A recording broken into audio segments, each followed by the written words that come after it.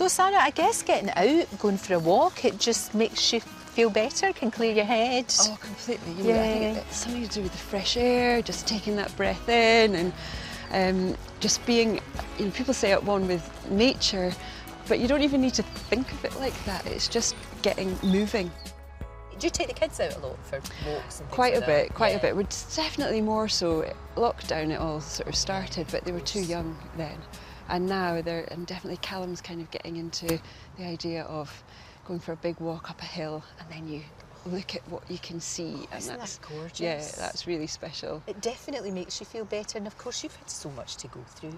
You really have. I mean, for goodness sake, it's just, I don't know how you manage. I really don't. I honestly don't know. Do you know, loads of people are kind of surprised, you know, when they ask how we are, and Sure, everyone's been so kind, and I say, well, we're doing fine.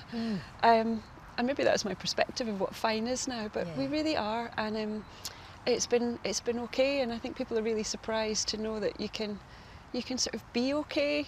And I think it's definitely what's helped us get through. Sure. Just holding on to the idea of right now we're okay. But we've done a few walks to clear our heads. Have you? Have the both of you gone and sort of chatted things through? Have you had all those really, gosh, tough conversations together? Yeah, we have, and you know, initially that's all you can do, just one step, one foot in front of the other, and just, we did get outside and go for walks, and it helps because you see what is around you, and it helps with perspective, and just thinking we're just a tiny little cog in this big world, and it makes you feel like everything is just as it should be. Gosh, that's astonishing. But actually, it makes perfect sense about kind of living in the now.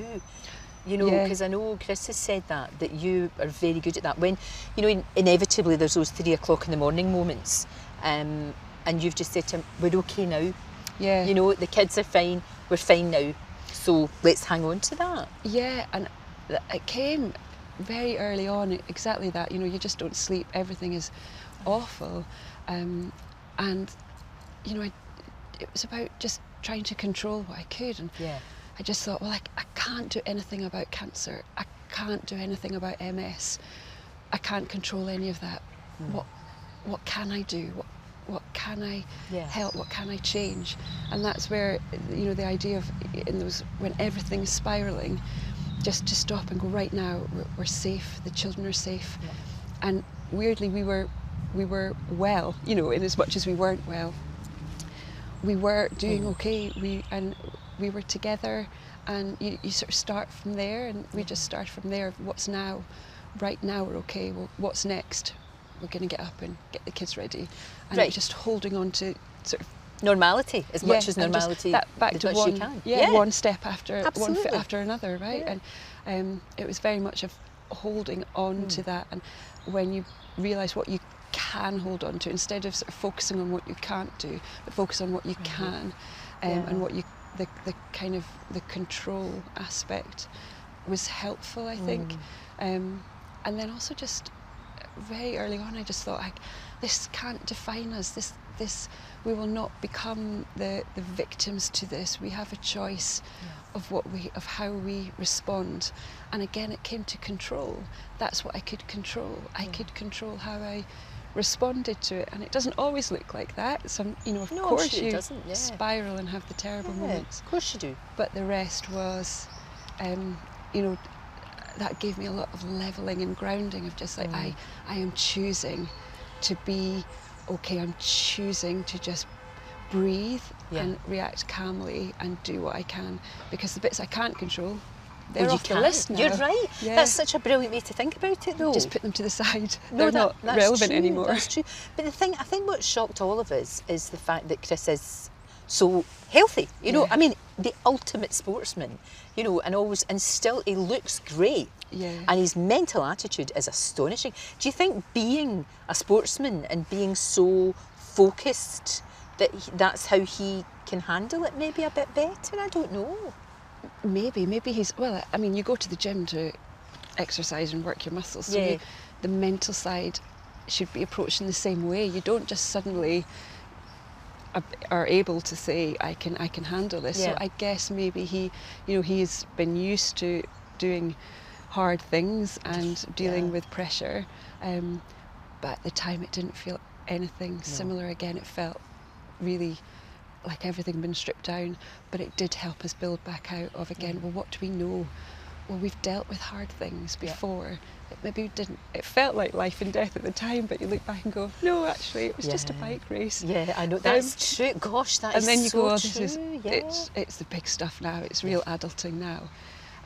But it did help us cling on to, well, we can do difficult things. And again, it's practice, you can't just get good at this. And I'm saying all these things, we practice it every day. We have to keep sort of almost resetting and going, we can do hard things. We choose. What do we choose? We choose to see the best of what today can offer us. It's amazing, and you know what, it's helped an awful lot of people. It really has, and I don't think you'll ever know how many people that both of you have helped, just with your attitude and the way that you've handled this, the dignity and the positivity when you can. And also, you're right, the control. Because your life, you think you're going here, and then, hang on a minute, this has happened, now I have to deal with this.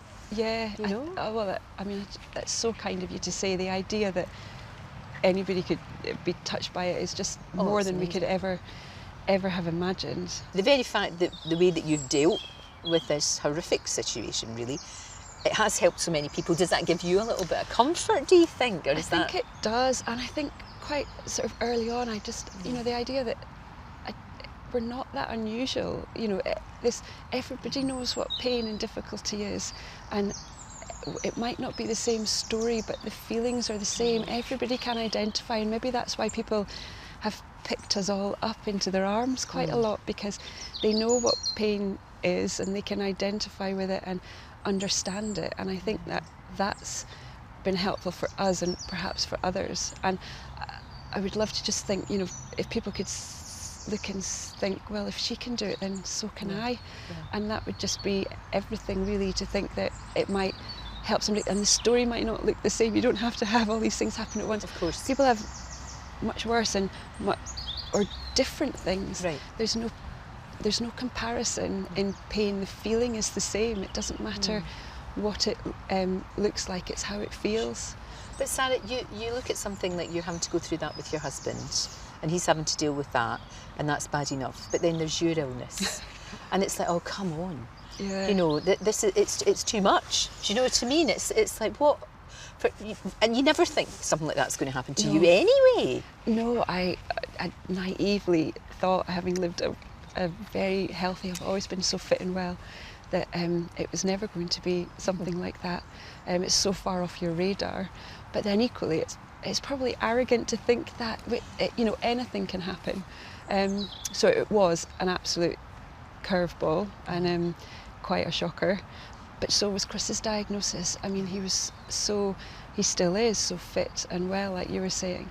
He looks well. That's the thing. He really does. I know it's hard to get around your head about what's happening. But again, we just go, well, what we're doing right now. Yes. And right now we're okay, and we're doing everything that's in our control. We are doing. You're doing all and that's that, all.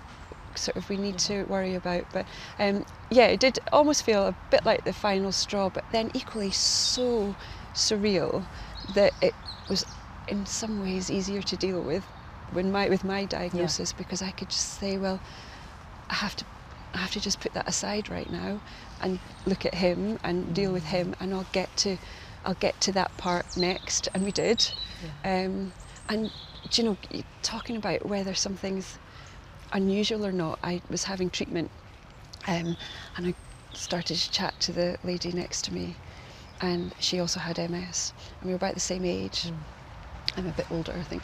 And she said she'd recently been married, and she then said, oh, my husband's got stage 4 cancer. And I said, oh my goodness, so does mine. So we were sitting there. Gosh, that's extraordinary. And you think that you're the only person going through something, and then suddenly right there, and so we're not alone, as much as it might feel that we are. And there's something in that. if you talk to, if you say how you're feeling, somebody else might just say, I can identify with that. And really can identify. Yeah. For goodness sake, virtually in the same situation. You didn't tell Chris that you were ill. No. That was a conscious decision, but that was a very unselfish thing to do. You're kind of like, it's like a lot of women, you know, you put everybody else first, the children, of course, your husband, your family, but you didn't tell. And the only person I wanted to tell and get support from was him. Of course. You know, I've never ever held a secret like that at all, but it was literally 4 weeks, well, maybe 6 weeks actually, when the diagnosis came after his, and I just knew it wasn't the right time, and I knew, you know, I couldn't hide it, but it just wasn't the right time.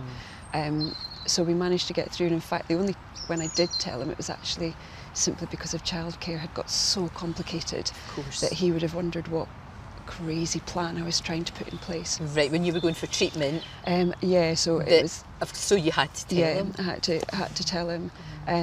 Try to do so in the most calm manner, and of course that never works, does it? And when you go and say the words, so it was hard, and it was a hard conversation to have. But ultimately, you know, we're through and beyond. It feels, there's some days where you feel like you can't get through, and then you just, you know, and I think everybody can identify with that. And some days you wake up and you just think, oh, this feeling, where does it come from? And then you just hold and wait, and what I've learned is it passes. It doesn't, the depth of that feeling doesn't last. It will pass in some way, shape or form, and it has, and we've managed to get through, and we just look to the next little bit. You've got brilliant friends, and you've got amazing family. I mean, they're so supportive, and I guess an awful lot of your energy must be protecting the kids. And thinking about the kids and thinking about their future, and making sure that they're all right. And with kids you don't get a chance. There's no time to stop and, you know, have a day in bed. You just don't get that opportunity. So the children are everything for us, and our family that surrounds us are everything. And we've had some support from remarkable friends who have managed to identify and have the confidence to give us the help, you know, rather than waiting for us to say what we need, because in that circumstance you sometimes don't know. If somebody says, oh, let me know if there's anything I can do. Of course. What are you supposed to say? I don't know. If you've got a cure for cancer, let me know, but indeed, otherwise I don't know. Exactly. And so some have been able to, you know, cut through all of the noise and turn up and give us help that we didn't know we needed, and we can never thank them enough for that. That's great. Even just being there. Yes. Just having a chat, you know. Oh my goodness. Just going for a walk. Going for a walk. So many friends who've said that, and it's just helpful. Keep moving. They take us out. Not that we've got a chance to, as I say, have a day in bed at all, but they take us out for a walk. It's something simple. It doesnn't have to be an arranged thing in that sense. A 10-minute stroll to get a takeaway coffee and back again. It's great. It's just somebody by your side. It's the wee things, isn't it? Do you find that now, that you sort of like take joy in little things? Oh, you realise how precious things are. And things being that bird that just tweeted, like us here together. You know, anything like that is so special, and it makes it sound like you're, you know, all, you know, come over all zen like. You don't, but it's just an ability to just pause and appreciate. I guess just appreciate that. And no matter what things, how bad things can look like, actually strip it down to, we make it simple. The most simple thing you can do right here, right now. Is it going to be a sunny day? Is it, you know, am I going to see somebody? Am I going to get a smile? You know, I was in the supermarket, and the lady said, you know, is that everything, love? And she said it with such kindness, the word love. And I thought, you don't know how important that is today, that you've just smiled and called me love. It was lovely. Smallest thing in the world, but it means everything. You look fantastic, I have to say. Thank you very much. How are you feeling in yourself physically? How are you feeling? Oh, really well. Good. Really well, thank you. Like just little niggles. Right. But again, I just feel so lucky that it was identified and I'm on treatment. Good. you know, there's another version of my life where I didn't go to the doctor that day and I didn't get the scan, where I'm still sort of going on and unaware that something's trundling on. So again, that's how I just bring it back to the here and now. I'm really lucky. We've been unlucky in a very small area of our lives. The rest, we are surrounded by just wonderful people and great things, so I choose to put my attention there and not in that other dark bit. Oh, I understand, and also you must know how much everybody has such affection for both of you. Oh, that's so kind. But I've always been Chris's #1 fan all of our, ever since I met him, and to see people saying these lovely things about him, it's just, I can't put into words what it's meant to both of us. But to see people talking about your husband, who you know is just the salt of the earth, but you think, I think they might understand just how special he is. Oh, he really is. He's the loveliest man in the world. Oh, you're so nice. No, he is, and always has been. He really always has been. And what you see is what he's like. Absolutely. And what I love about him is he never pulls the ladder up. He always puts his hand out to help everybody else. And it used to be with sport, or it would be with, you know, doing commentary or whatever. He would do that. But now it's actually helping people who are ill. Yeah. He's actually given them such a lot of hope. It's a wonderful thing. It's just such a lovely, powerful thing to say. Oh, it's incredible. I just, writing the book and... Oh, the book was amazing, wasn't it? Yeah. Gosh, I mean, I don't know what you were like, but I was crying. You know, it was just so beautifully written, and so from the heart, wasn't it? It was remarkable. And you know, that's all coming from him in the way he is. But sharing that, you know, being that vulnerable to share it was a... Because he's a big Scottish man. Yeah. He is a big Scottish man, a big stoic man. Worry about about what, you know, how will people understand and appreciate this, and they did. We just felt like we've been caught by this safety net of people and the messages, and you know, to have other women contact me to say, you know, thank you, because my partner, my dad, my uncle, they've gone and got tested. It's been found and it's been treated. Save lives. The Chris Hoy effect. They do talk about the Chris effect, don't they? Yeah, a few people have told us that. Which is amazing. And it's just, it wasn't, we didn't ever dream or think that that was a reason for doing it. And now suddenly you're given this reason.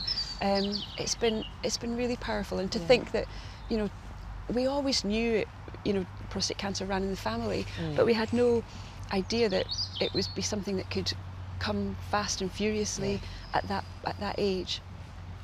And now, if by sharing it, and that other people might know and then be aware and aware of the risk factors genetically, I think is amazing. It's amazing, and you'll probably never know how many lives have been saved because you don't know. And it's not even so much that, it's the ripple effect that has on everyone else's lives.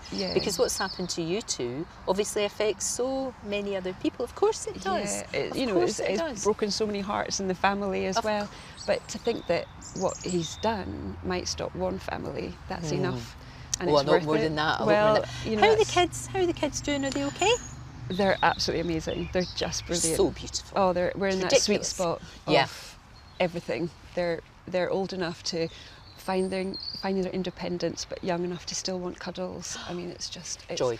Yeah, they're our joy. I mean, they drive us batty, but that's what they're meant to do. Exactly. So lots of joy, lots of fun. So you're just basically seizing the day. You know, just as you said, living in the moment. Is quite like a kid, because kids live in the moment, don't they? Children do.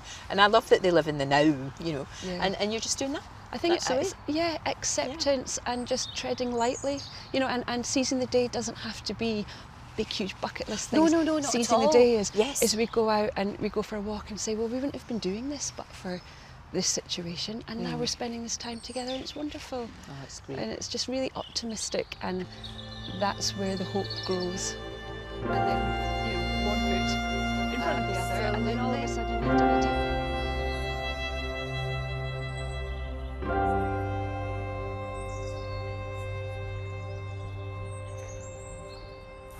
Well, that's a wrap for this video. We hope you enjoyed it.